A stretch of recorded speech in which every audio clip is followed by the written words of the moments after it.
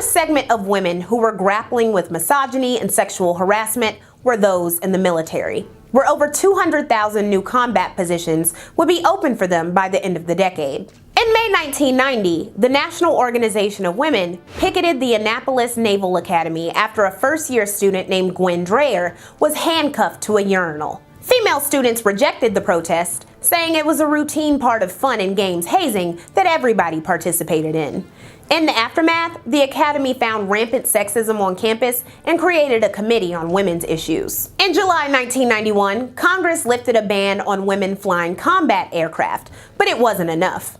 The following year, a 19-year-old Navy pilot named Rosemary Mariner, who served as the first female head of a Navy squadron, noted, "If the institution says you're not good enough to fight or doesn't want you to, it's natural for people to think you're inferior. Until you remove all the combat restrictions on women, you're going to continue to have this problem." What was this problem she was referring to? The revelation about what went down in September 1991 at a 35-year-old annual convention for retired and on-duty aviators named Tailhook. I don't know how to describe it other than if you can picture as many men as possible surrounding you and trying to touch you. The men in question are U.S. Navy pilots. They were in town last September for the annual Tailhook convention held at the Las Vegas Hilton. What happened on the third floor of the hotel one evening during a cocktail party is now under investigation. Naval officers are accused of sexual criminal offenses by two female tourists staying at the hotel. The women say shortly after checking in, they were invited to a party.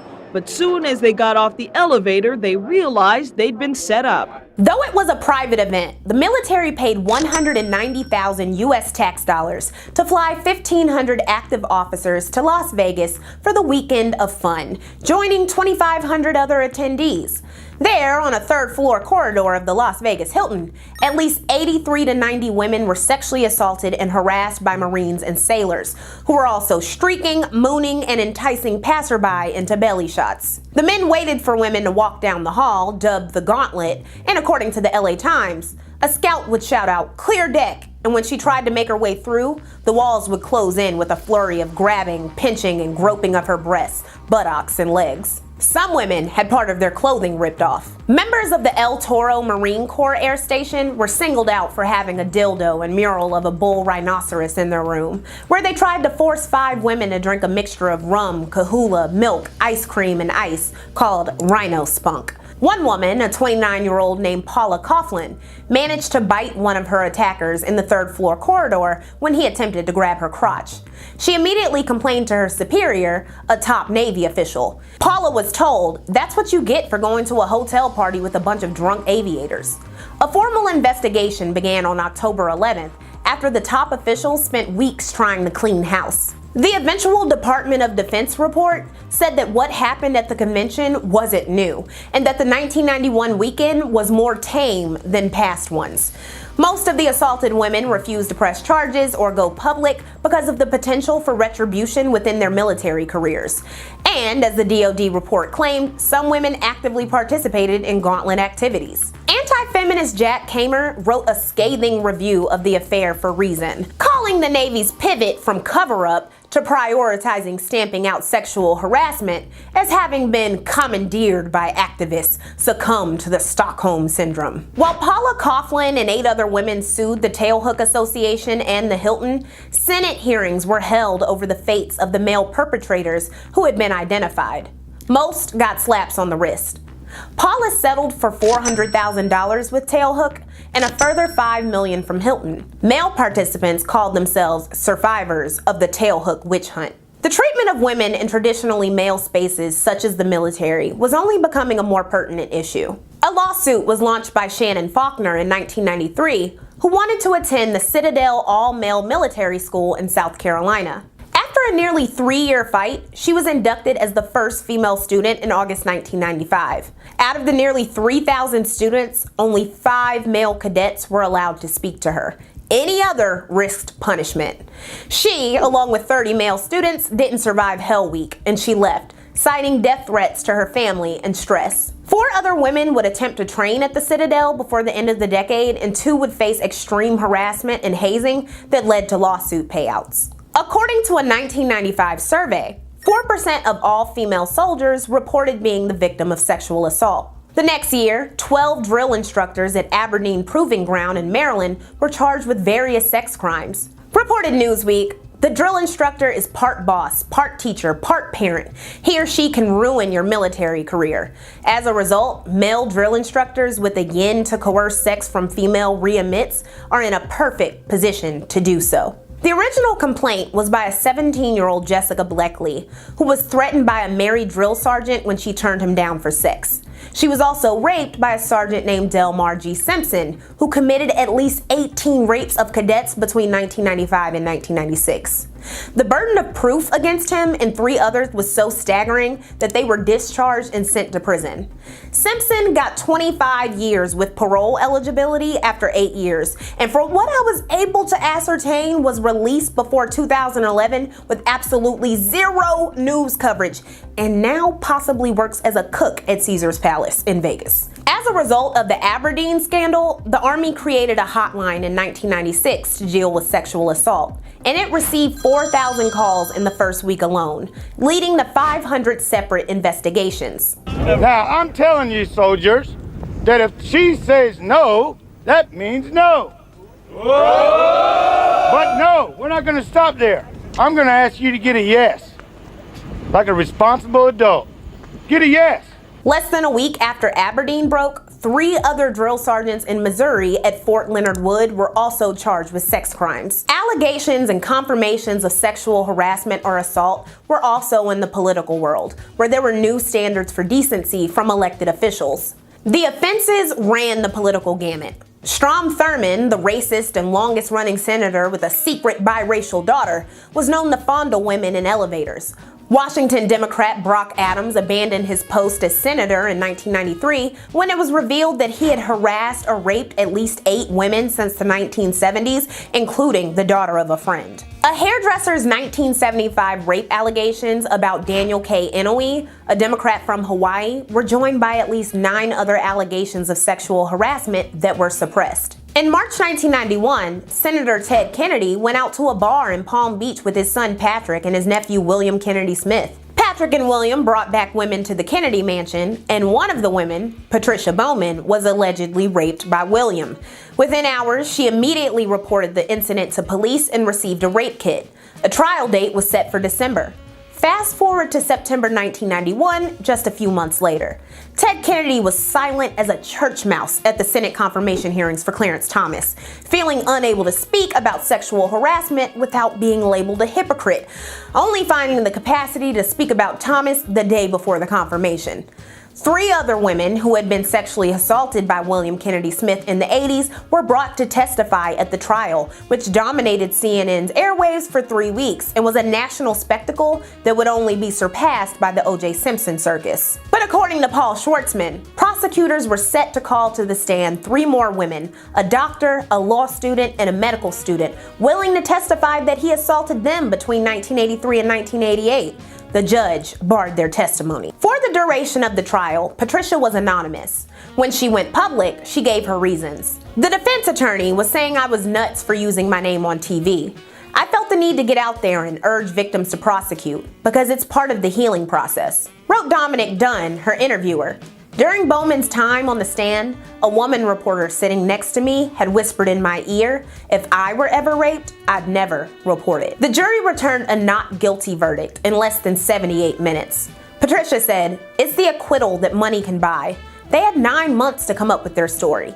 He had all kinds of resources, which they've already testified that they used. He had all this material with which to concoct a story, and that's what he did. He concocted a story. In Paula Jones's ongoing sexual harassment trial against Bill Clinton, she similarly felt squeezed out of due process by his power and money. She also didn't have much feminist support. In '98, when Bill Clinton finally admitted to beginning an affair with 22-year-old intern Monica Lewinsky back in '95, which gets talked about extensively in Oral Sex: A History and will be contextualized in future content in this series, It was readily excused by many feminists because Lewinsky consented.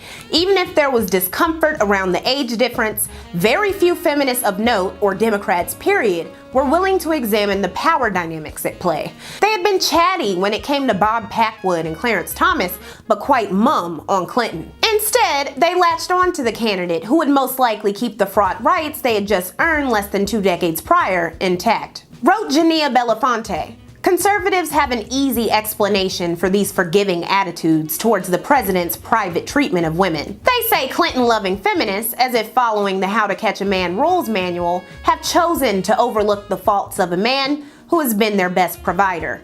Ideals be damned for the president who vetoed the ban on partial birth abortions." Most Americans in general didn't blink at the presidential affairs age gap. It was a country where septuagenarian Hugh Hefner dated 18 to 20-somethings, and not even statutory rape was taken seriously, let alone the concept of power imbalances and grooming. In Belmore, New York, 39-year-old Joey Buttafuco got 6 months for the statutory rape of 16-year-old Amy Fisher. When she was 18, Fisher shot and nearly killed his wife, Mary Jo, allegedly after multiple instances of Buttafuco suggesting someone should murder her. The ordeal would inspire Alan Ball when writing the 1999 movie American Beauty. Amy, dubbed the Long Island Lolita by the press, got 5 to 10 years and served 7, while Buttafuco was out in 4 months, and both were minor celebrities for the rest of the 90s. On college campuses, the topic of date rape came into focus when Katie Roiphe wrote an article in the New York Times. Whether or not 1 in 4 college women has been raped then is a matter of opinion, not a matter of mathematical fact. Today's definition has stretched beyond bruises and knives, threats of death or violence, to include emotional pressure and the influence of alcohol. The lines between rape and sex begin to blur. The 1 in 4 statistic on those purple posters is measuring something elusive. It is measuring her word against his in a realm where words barely exist, wrote Roiphe, whose essay was turned into the 1993 book The Morning After: Sex, Fear, and Feminism on Campus. Roiphe's book, while defended by feminists like Camille Paglia, was derided by other feminists for victim blaming. Roiphe argued that the circumstances surrounding campus rapes were often murky and bogged down by consensual consumption of alcohol and drugs. Roiphe also insisted that feminists were spinning women into wide-eyed innocence, perpetually offended by sexual innuendo, feeding into larger arguments about the proliferation of politically correct culture.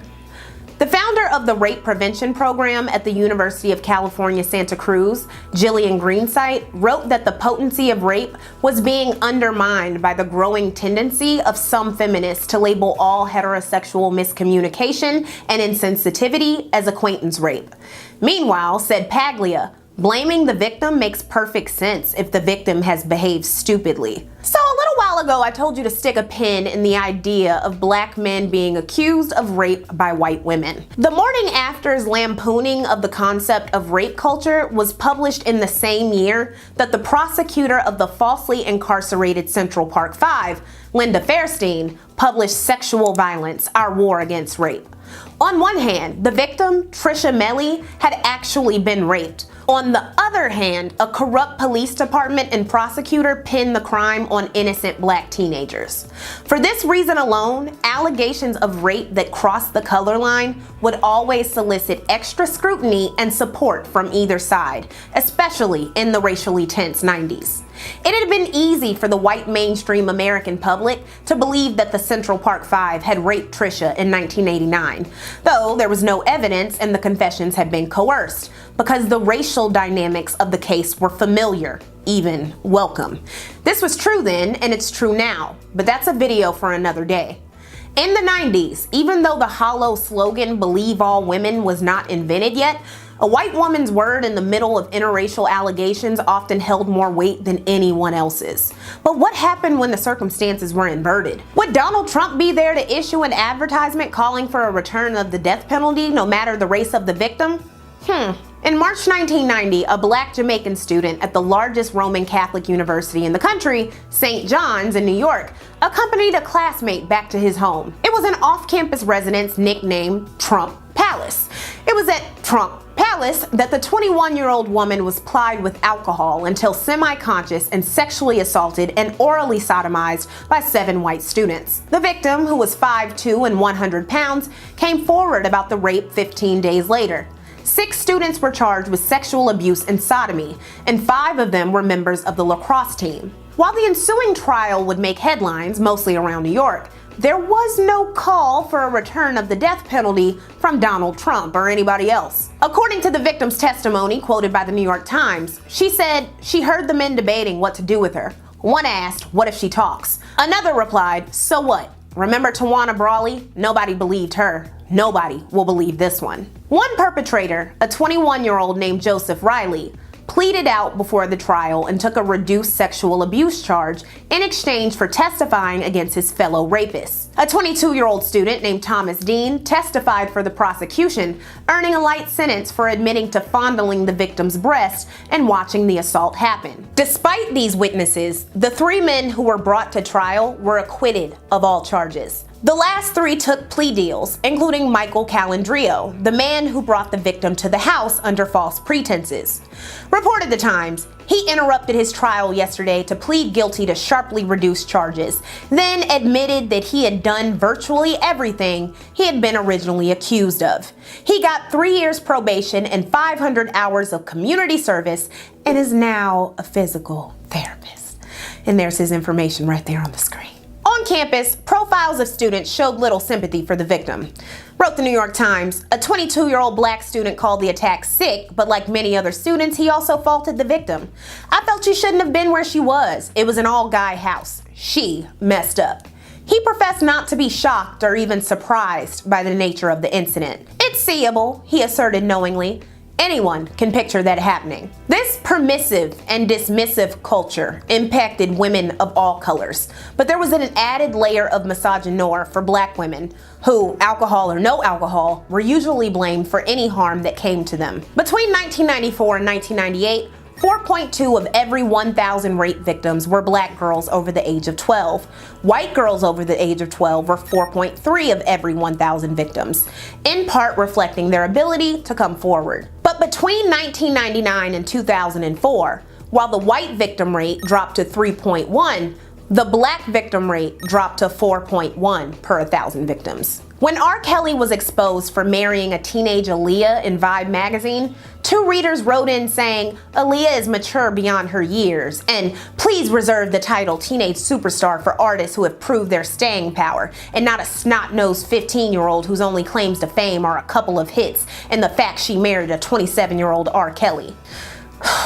And remember Desiree Washington, the pageant contestant who was raped by Mike Tyson? When Tyson was released from prison in 1995, still feigning innocence, Al Sharpton and other leaders planned a homecoming for the beleaguered boxer in New York, rumored to be a parade. Said Al Sharpton, who, as you remember, spent a bunch of energy fighting for Tawana Brawley, who was ultimately found to be lying, "We have to be careful not to send a signal that we endorse the abuse of women, but we also cannot send a message that people in our community cannot be redeemed and given a second chance." Added a Harlem minister and organizer, "If he had been white, he would have never served a day on this crime." Well, at least he admitted a crime had taken place, right? Concerned citizens and feminists organized into a coalition to stop the event, which ended up being a candlelight vigil where Tyson could come and apologize. Al Sharpton went on to compare Tyson to Malcolm X, saying, "A convicted pimp fresh out of jail named Malcolm X came here and made good on a second chance."